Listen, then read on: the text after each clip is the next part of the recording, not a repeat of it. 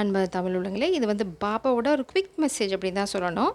நீங்கள் இப்போ என்ன சூழ்நிலை கோத்ரூ பண்ணிட்டுருக்கீங்கன்னு எனக்கு தெரியாது. பட் நிறைய டைம் சரியில்லை, சூழ்நிலை சரியில்லை, கிரகம் சரியில்லை, இது மாதிரி நிறைய சரியில்லை சரியில்லை. அதனால் வந்து நம்ம இப்போ என்ன பண்ண போகிறோன்னா, இந்த இந்த நம்பர் ரொம்ப ரொம்ப ஸ்பெசிஃபிக். ஸோ பாபாவோட நம்பர் எடுக்க போகிறோம். நான் ரொம்ப நிறைய நம்பர்ஸ் எடுக்க போகிறதில்ல, ஒரு 3-4 நம்பர். அதுக்கப்புறம் I have a surprise. Please பாப்பா, கலெக்டிவ்க்கு நீங்கள் என்ன சொல்ல விரும்புகிறீங்க? 579. ஓ மை காட், இன்றைக்கி நம்பர்ஸ்லாம் ரொம்ப ஸ்பெசிஃபிக்காக இருக்குது. ஓகே, இது 2, மேபி இது ஒன்று கூட. சரி, இப்போ நம்ம வந்து இந்த நம்பரை கடகடன்னு என்னென்னு படிச்சுட்டு அடுத்தது வந்து எதனால் இந்த நம்பர் வந்தது அப்படின்னு பார்ப்போம். எந்த சூழ்நிலைக்கு ஆக இதை சொல்கிறாங்க அப்படிங்கிறத நம்ம பார்ப்போம். வாவ், சர்ப்ரைஸ் எனக்கு. Okay, that's okay, it happens. Okay, 59. அப்போ நிறைய பேர் ட்ரபிளில் இருக்கீங்கன்னு அர்த்தம். பப்பா எனக்கே அப்படின்னு சொல்கிறார். 59 பார்த்திங்கன்னா ரொம்ப பெரிய டாபிக். 3 ஆண்டுகளாக தடைப்பட்ட வேலை நன்கு முடிவரும். சுப நிகழ்ச்சி முடிந்தவுடன் புதிய வேலை தொடங்கும். நீ பிரயாணத்திற்காக திட்டமிடுகிறாய், உனக்கு ஆதாயம் ஏற்படும். ஸ்ராவண, அதாவது ஆகஸ்ட் மாதத்தில் அபரிமிதமான லாபம் கிடைக்கும். ஸோ இது வந்து ஓவராலாக உங்களுக்கு ஒரே வார்த்தை தான் சொல்லுது. 3 வருஷம் ஏதாவது பிரச்சனை நீங்கள் வந்து மண்டையில் போட்டு குழப்பிட்டுருக்கீங்க, இல்லைனா சொல்யூஷனே இல்லை, இவ்வளோ நாளாக இழுக்குதுடா ஜவ் மாதிரி அப்படின்னு எதாவது நினச்சிட்டு இருந்தீங்கன்னா அது டக்கு புக்குன்னு முடிஞ்சு போயிடும். அடுத்தது வந்து நீங்கள் எங்கேயாவது ட்ராவல் பண்ண ட்ரை பண்ணுறீங்க அப்படின்னா அதுலேயும் உங்களுக்கு சக்ஸஸ் கிடைக்கும். பிஸ்னஸ் ரிலேட்டடானா அந்த பிஸ்னஸ் ட்ரிப்பும் வந்து ரொம்ப ரொம்ப சக்ஸஸ்ஃபுல்லாக இருக்கும். அதனால் நீங்கள் அதை பற்றி பெருசாக அழட்டிக்க தேவையில்லை. 507. வரட்டு கௌரவத்தை விட ஸ்ரீ சாய்நாதரனே, அதாவது ஈகோவை தயவு செஞ்சு விட்டுருங்க. நான் பண்ணுறேன் அப்படின்னு நீங்கள் எது பண்ணாலும் அதில் தோல்வி தான் வரும். கடவுள் பண்ணுறாரு, கடவுளோட ஆணை இது, அது படி நடக்குது, நான் வந்து கம்ப்ளீட்டாக சரண்டர் ஆகிடுறேன் அப்படின்னு நீங்கள் நினச்சி பண்ணீங்க அப்படின்னா அது உங்களுக்கு சக்ஸஸ்ஃபுல்லாக வந்து முடியும். அடுத்தது நான் பண்ணுறேன்னு அந்த அகங்காரத்தை தூக்கி தலைமையில போட்டுக்காதீங்க, அது வந்து உங்களுக்கு சக்ஸஸ்ஃபுல்லாக போகாது அப்படிங்கிறாங்க. பிரபஞ்சம் இப்போவே சொல்லிட்டாங்க. 286. துன்பம் தானே விலகும், வேலையில் வெற்றி கிடைக்கும். ஸோ திரும்ப இதுவும் வந்து ஜாப் பற்றி தான் பேசுது. வந்த துன்பம் தானே விலகிடும். மேபி ரொம்ப 3 வருஷமாக ரொம்ப ஸ்ட்ரகிள் பண்ணுறீங்கன்னு நினைக்கிற பிஸ்னஸில் இல்லைனா ஜாபில், அதெல்லாம் அப்படி தானே விலகிடும் அப்படின்னு சொல்கிறாங்க. மேபி கெட்ட நேரமாக இருக்கலாம். 616 பார்த்திங்க அப்படின்னா, சந்தேகப்படாதே, ஸ்ரீ சாய்நாதரனே, ஸ்ரீ சாய்பாபா உன்னுடன் தான் இருக்கிறார். ஸோ நீங்கள் கடவுளை நம்பினீங்க அப்படின்னா கடவுள் உங்களோட தான் இருக்காங்க அப்படிங்கிற அந்த ஒரு உறுதி உங்களுக்கு கிடைக்கும். ஆனால் நம்பணும், கடைசி வரைக்கும் நம்பணும். கஷ்டம்தான், அதனால் நம்பணும். 2 ஆண்டுகளுக்கு முன் என்ன நடந்தது என்பதை நினைத்துப்பார் ஸ்ரீ சாய்நாதரனே. ஸோ உங்களுக்கு ஏதாவது கன்ஃபர்மேஷன் கிடைக்கல அப்படின்னா 2 வருஷத்துக்கு முன்னாடி ஏதோ ரொம்ப கஷ்டப்பட்ட சூழ்நிலையில் கடவுள்கிட்ட கேட்டு அந்த மாதிரி ஏதாவது ஒரு நல்ல விஷயம் நடந்திருந்தது அப்படின்னா கடவுள் வந்து அதை நினச்சி பாரு, உனக்கு வந்து நம்பிக்கை வரும்னு சொல்கிறாங்க. இல்லைனா இப்போ நீங்கள் கோத்ரூ பண்ணுற இந்த சிரமம் வந்து 2 வருஷம் இல்லை 2 வருஷத்துக்கு முன்னாடி நீங்கள் பண்ண ஒரு விஷயத்தோட கான்சிக்வன்சஸ் தான் அப்படிங்கிறத வந்து புரிஞ்சுக்கிட்டீங்க அப்படின்னா அந்த அமைதியாயிடும் மனசு. ஓகே, இது வந்து கர்மாவா அப்படின்னு சொல்லி நீங்கள் உடனே ஓகே கடவுளை நீ பார்த்துக்கோ அப்படின்னு சரண்டர் ஆகிடுவீங்க. நாங்கிற அகந்தையை எங்கேயுமே கொண்டு வரல அப்படின்னா உங்களோட கரியர்லேயும் சரி, நீங்கள் எடுக்க போகிற அடுத்த அடியிலையும் சரி உங்களுக்கு நிச்சயமாக வெற்றி கிடைக்கும். நீங்கள் அந்த நாங்கிற ஈகோவில் இருக்கிறனால தான் கிடைக்க மாட்டேங்குது. அடுத்தது வந்து நானே எல்லாம் செய்கிறேன், திரும்ப நானில் தான் வந்து முடியுது. பகிர்ந்து கொள்வதால் நீ வெற்றி அடைவ, ஸ்ரீ சாய்நாதரின் ஆசை எப்பொழுதும் உனக்கு உண்டு. ஸோ நானே எல்லாம் பண்ணுறேன் அப்படின்னு இழுத்து போட்டு எல்லாத்தையும் பண்ணாதீங்க. இது வந்து உங்களுக்கு டைம், எல்லாத்தோட ஹெல்ப்பும் சப்போர்ட்டோடையும் பண்ணுறதுக்கு முயற்சி பண்ணுங்கள். அப்போ தான் வந்து உங்களுக்கு ரொம்ப ரொம்ப சக்ஸஸ் கிடைக்கும் அப்படின்னு பாபா சொல்கிறாங்க. ஸோ இதெல்லாம் என்ன ஒரு விஷயத்த சொல்ல வருதுங்கிறத நம்ம வந்து பார்ப்போம். நான் வந்து ஷஃபிள் பண்ணி எடுக்க போகிறதில்ல, பட் ரேண்டம் கார்ட்ஸ் தான் உருவி தான் எடுக்கிறேன். ஓ இல்லை, இது நான் டவுட் பண்ணது சரி தான். சரி, இது ரிவர்ஸில் இருக்கட்டும், உங்கள் பிரச்சனை தானே அது சொல்ல வருது. கடவுள் வந்து நீங்கள் நம்மளை ரொம்பவும் சோதிக்கிறார். அது என்ன வந்து ரொம்ப சோதிக்கிறார். நான் வந்து ரொம்ப ஷார்ட் வீடியோவாக பண்ணணும்னு நினச்சேன்.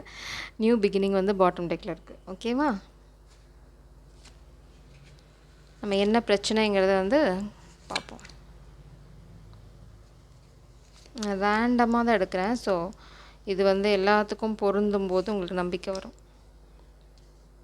அதுக்காக இந்த முயற்சி. ஏன்னா எனக்கே தெரியாது என்ன கார்டு உள்ளே இருக்குன்னு. நானும் உங்களோட தான் இருக்கேன். சர்ப்ரைஸ் எனக்கும் தான்.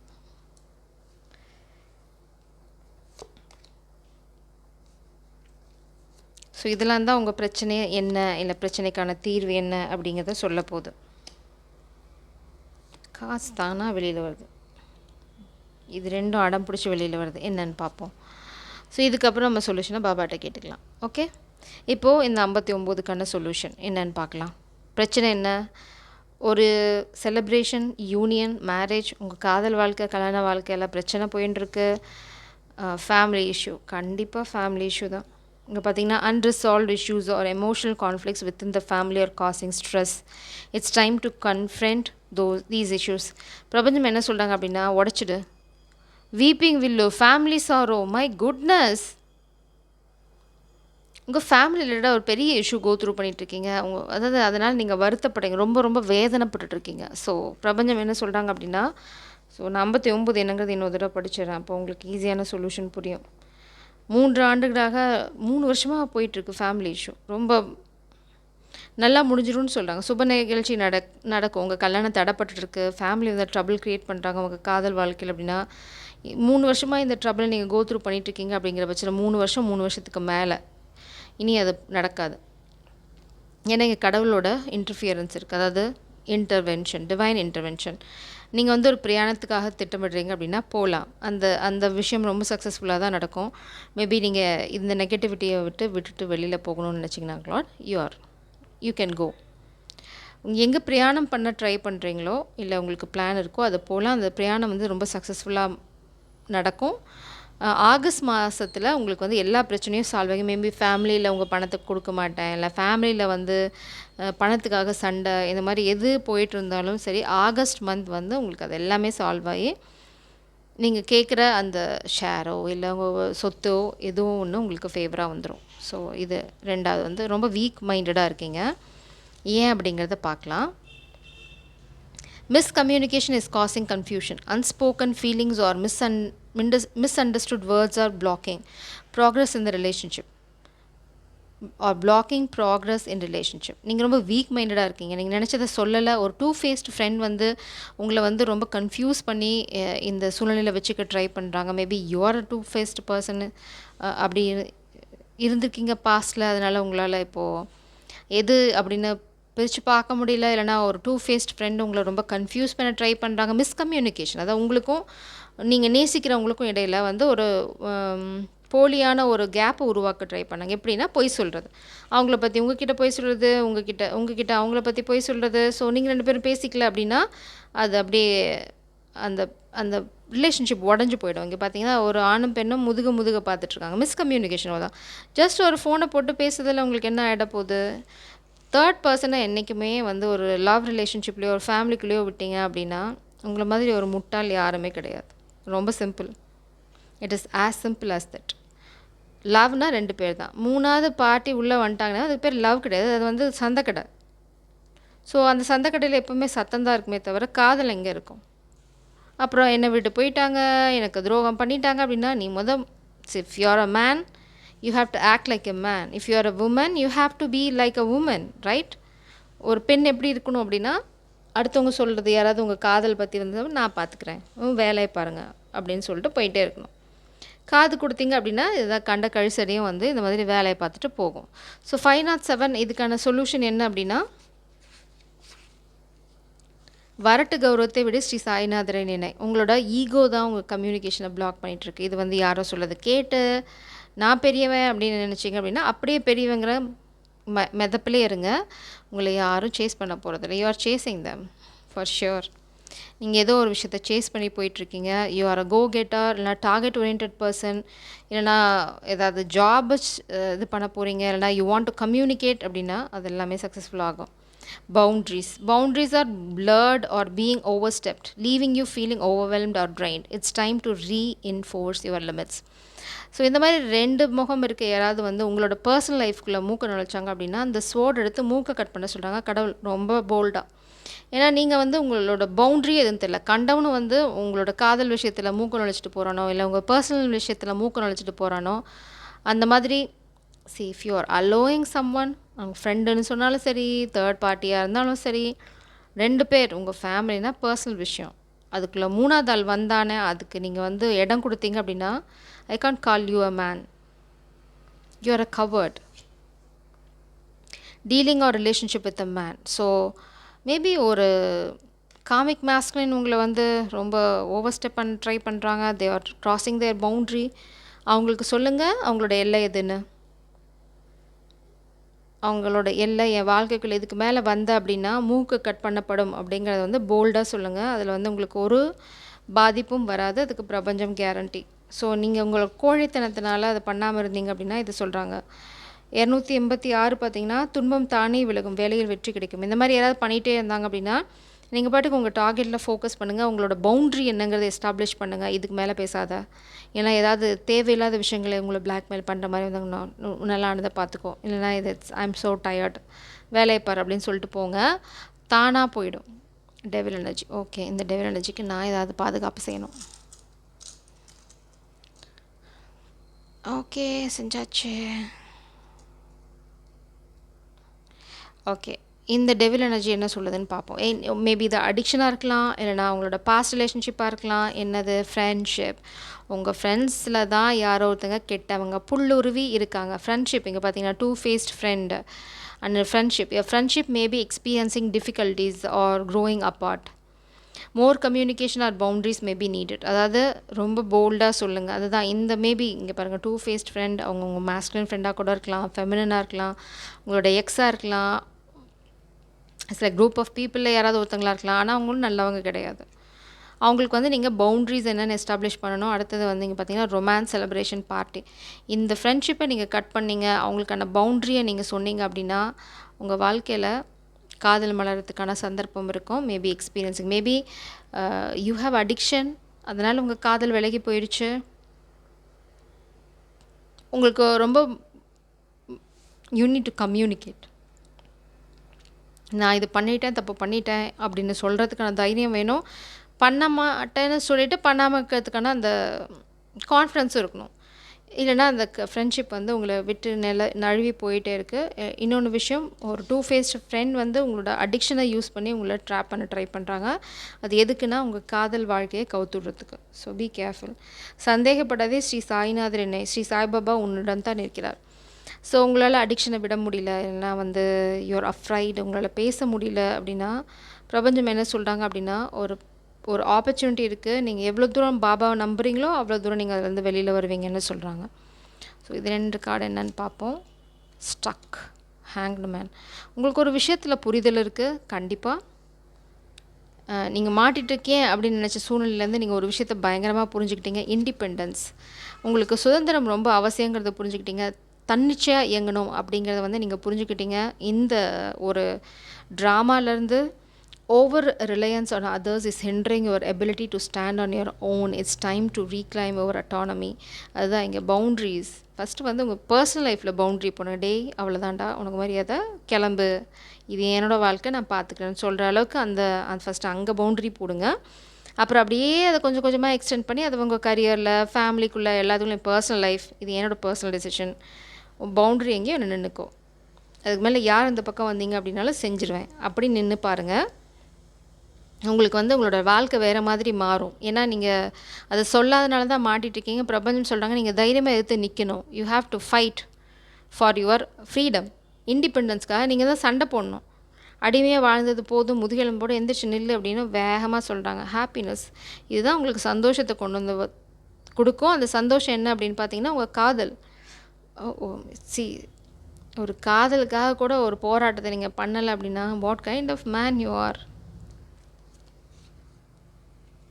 அவன் என்னென்னமோ பண்ணியிருக்காங்க காதலுக்காக அப்படின்னு நம்ம ஹிஸ்ட்ரியை திருப்பி பாருங்கள். ஏதாவது ஒன்று வந்து உங்களுக்கு வந்து ஒரு ஞானத்தை கொடுக்கும். அடே அப்பா இதெல்லாம் பண்ணியிருக்கானுங்களா, அப்புறம் நான் பண்ணுறதுல கால் தூசி கூட இல்லையே அப்படின்னு ஒரு புரிதல் வரும். Wheel of fortune. இன்ஸ்பிரேஷன். ரொம்ப ரொம்ப டல்லாக இருக்கீங்க, லக்கு உங்கள் சைடு இல்லை அப்படின்னு நினைக்கிறீங்க. நீங்கள் என்ன நினைக்கிறீங்கன்னா inspiration maybe lacking, making your work feel monotonous and uninspiring. It's time to find new source of motivation. உங்கள் வாழ்க்கையில் ஒரு மோட்டிவேஷனே இல்லை, சொரத்தே இல்லை. ஏன் அப்படின்னா காதல் இல்லை, சுற்றி எல்லாம் போலிங்க, உங்களுக்கு பவுண்ட்ரி என்னன்னு தெரியல. ஏன்னா உங்கள் வாழ்க்கை காலையில் நீங்கள் சாப்பிட்றது என்ன அப்படிங்கிறதுலேருந்து நீங்கள் எங்கே போகணும் எங்கே வரணும் அப்படிங்கிறது கூட அடுத்தவங்க டிசைட் பண்ண வச்சா அந்த லைஃப் இப்படி தான் இருக்கும், டேஸ்ட்லெஸ். செப்டம்பர் உங்கள் வாழ்க்கையில் ஃபேர்மேன். செப்டம்பர் ஏன் கீழே விழுது? மேபி நீங்கள் சரியாக ஆக்ஷன் எடுக்கல அப்படின்னா அது செப்டம்பரில் கூட உங்களுக்கு நல்லது நடக்காது. சப்போஸ் நீங்கள் சரியான முடிவெடுத்து போனீங்க, fair man, you have to act like a fair man. ரொம்ப ஜென்யூனாக நடந்துக்கோங்க. எது சரியோ அதை மட்டும் செய்ய ஆரம்பிச்சிங்க அப்படின்னா இந்த செப்டம்பரில் உங்களுக்கு எல்லாம் மாறும். பட் அது நீங்கள் எவ்வளோ தூரம் நியாயமாக நடந்துக்கிறீங்கிறத பொறுத்து இருக்குது. அந்த 148 அப்படின்னு அவ்வளோ தூரம் படிச்சிடுறேன். So that is answer. பகிர்ந்து கொள்வதால் நீ வெற்றி அடைவார். ஸ்ரீ சாய்நாதரின் ஆசைகள் எப்பொழுதும் உண்டு. அதுதான் இங்கேயும் சொன்னாங்க பாபா. அவரோட ஆசை உங்களுக்கு எப்போவுமே இருக்குது, நீங்கள் தான் ரியலைஸ் பண்ணலை அப்படின்னு சொல்கிறாங்க. இப்போயும் அதே தான் சொல்கிறாங்க. அவங்களோட பிளெஸ்ஸிங் உங்களுக்கு இருக்குது. பட் நீங்கள் பாருங்கள், ரொம்ப ரொம்ப தெளிவு. பாபாவோட ப்ரீச்சிங்கில் குழப்பமே கிடையாது. அவங்க ஒன்று சொல்லுவாங்க. ஒரு சின்ன எக்ஸாம்பிள் மட்டும் சொல்கிறேன், இது கொஞ்சம் வியர்டாக தான் இருக்கும், ஆனால் இது பாபா சொன்ன ஒரு விஷயந்தான். பாபா வாக்கிங் போவாங்க. அங்கே பார்த்தீங்க அப்படின்னா ஒரு பன்னி என்ன சாப்பிடணும்னு உங்களுக்கே தெரியும், அது சாப்பிட்டுட்ருக்கோம். அதே சமயம் பார்த்தீங்க அப்படின்னா பாபா பார்க்க ஒருத்தர் கிராஸ் பண்ணி வருவார். பாபா அவர் கூப்பிட்டாங்க, என்ன இருக்குது அப்படின்னு கேட்பார். அவங்க ஒரு பன்னி அப்படின்னு சொல்லுவாங்க. அது என்ன சாப்பிடுது அப்படின்னு சொல்லுவாங்க. என்ன சாப்பிட்ருக்கோ அதை சொல்லுவாங்க. அது பார்த்தியா, அதை எவ்வளோ சுவை மனம் இருக்குது அப்படின்னு நினச்சி சாப்பிடுது. அதாவது அடுத்தவங்கள பற்றி நீ குறை கூறினாலோ இல்லை அடுத்தவங்கள பற்றி கெடுக்க நினச்சாலோ நீயும் அந்த மாதிரி ஒரு விஷயத்தை தான் பண்ணுற. ஆனால் நீ நினச்சிட்ருக்க அது ரொம்ப சுவையானது அப்படின்னு. வெளியிலேருந்து பார்க்குற என்ன மாதிரி, அதாவது கடவுள் இல்லைனா ஆன்மீகவாதிகளுக்கு இல்லைனா ஒரு மெச்சூர்டான ஆளுங்களுக்கு தான் தெரியும் நீ என்ன வேலை பார்த்துட்ருக்க அப்படின்னு. வாழ்க்கையில் இது ஞாபகம் வச்சுக்கோ, திரும்ப இந்த வேலையை பண்ணும்போதெல்லாம் இதுதான் உனக்கு ஞாபகம் வரணும் அப்படின்னு சொல்லி புத்தி சொல்லி அனுப்புவாங்க. It should be like that. இப்போ பாபா உங்களுக்கு ஒன்று சொல்கிறாங்க, நீ தப்பான வழியில் போகாத, இந்த மாதிரி அடிக்ஷன் வச்சுக்காத, நீ ஒருத்தங்களை நேசிச்சுட்டு இன்னொருத்தவங்களோட போகாத, இது வயதுக்கு ஏற்றபடி நடந்துக்கொள் அப்படின்னு அடிக்கடி சொல்லுவாங்க. இட்ஸ் லைக் உங்களுக்கு என்ன வயசாகுது, நீங்கள் எப்படி மெச்சூர்டாக நடந்துக்கணும், ஒரு ஃபேமிலி மேன்னா எப்படி நடந்துக்கணும், நீங்கள் ஒருத்தங்களை நேசிக்கிறீங்கன்னா அதுக்கு என்ன அர்த்தம், யூஆர் கமிட்டிங். ஒருத்தங்களை கமிட்மெண்ட் கொடுத்துட்டு இல்லைனா மனசளவில் நீங்கள் நினச்சாலே அதுதான் கமிட்மெண்ட். நீங்கள் போய் வார்த்தையில் எழுதி டாக்குமெண்ட் எழுதி கான்ட்ராக்ட் சைன் பண்ணால் தான் இருக்குன்னு அவசியம் இல்லை. It's like you matter right. நீங்கள் உங்களோட எண்ணம் உங்களோட செயல் எல்லாமே ஒன்றா இருக்கணும். எண்ணம் ஒரு குப்பை, அந்த மாதிரி அடிக்ஷன், இந்த மாதிரி சுற்றுறது, ஊர் சுற்றுறது, இந்த பக்கம் பேருக்கு ஒன்று வச்சுக்கிறது, அப்புறம் உங்களை சுற்றி இந்த மாதிரி 2 ஃபேஸ்ட் ஃப்ரெண்டும் இந்த மாதிரி துரோகிங்களும் தான் இருப்பாங்க. இந்த மாதிரி துரோகம் பண்ணுற ஃபேமிலி, காசுக்காக இருக்க ஃபேமிலி, இப்படி தான் உங்களுக்கு வாய்க்கும். வேறு என்ன நல்லதாக வைக்கும்? ஸோ நீங்கள் பாபா சொல்கிறது என்ன அப்படின்னா, நீ எவ்வளோக்கு எவ்வளோ நல்லவனாக நடந்துக்க ஆரம்பிக்கிறோம், like a fair man dealing ஒரு relationship with blond grey hair. So நீங்கள் எவ்வளோக்கு எவ்வளோ நேர்மையாக நடந்துக்கிறீங்களோ அவ்வளோக்கு அவ்வளோ நேர்மை தான் உங்கள் வாழ்க்கைக்குள்ளே வரும்.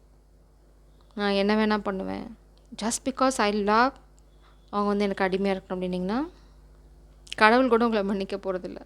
ஸோ நீங்கள் நேசிக்கிறவங்க எப்படி மன்னிக்க போகிறாங்க? ஸோ இதுதான் உங்களுக்கு இப்போ இருக்க சூழ்நிலைக்கு இது எல்லாத்துக்கும் எல்லாமே பொருந்தாது. அதனால தான் இவ்வளோ வந்திருக்கு. ஸோ யார் யாருக்கு எது பொருந்ததோ அதை எடுத்துக்கோங்க. ஜஸ்ட் நீங்கள் நேர்மையாக நடந்துக்கிட்டீங்க அப்படின்னா உங்கள் சொல்யூஷன்ஸ் ரொம்ப தூரத்தில் இல்லை. எவ்வளோ பிரச்சனை வந்தாலும் சரியான விஷயங்களை மட்டுமே பண்ணுங்கள். யாருக்கும் எந்த துளி துரோகம் கூட பண்ணாதீங்க. அது உங்களுக்கு என்னையை காப்பாற்றினாலும் இன்னொரு நாள் உங்களை நிச்சயமாக காப்பாற்றும். நீங்கள் நிமிர்ந்து நடக்க முடியும்.